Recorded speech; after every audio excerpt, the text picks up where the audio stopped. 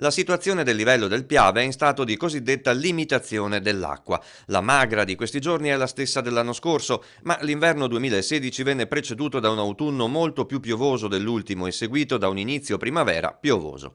Il mondo dell'agricoltura dovrà preoccuparsi qualora l'assenza di precipitazioni dovesse andare avanti per altre settimane. La preoccupazione che noi abbiamo oggi è che nel prossimo mese, mese e mezzo, al risveglio naturale delle culture agricole, non ci sia l'acqua, non ci sia la pioggia, ma speriamo che nel prossimo mese, mese e mezzo piova. Ecco, fra un mese e mezzo, se saremo nelle stesse situazioni di oggi, dovremo prendere i provvedimenti. Il Piave a guardarlo fa tristezza. Nel frattempo il Consorzio sta garantendo i minimi flussi vitali di acqua nei corsi del bacino per garantire quello che serve in questo momento e in vista del risveglio della natura che inizierà verso la fine di febbraio e i primi di marzo. Utilizzare al meglio l'acqua in tutto il tempo dell'anno è una cosa che si deve fare comunque.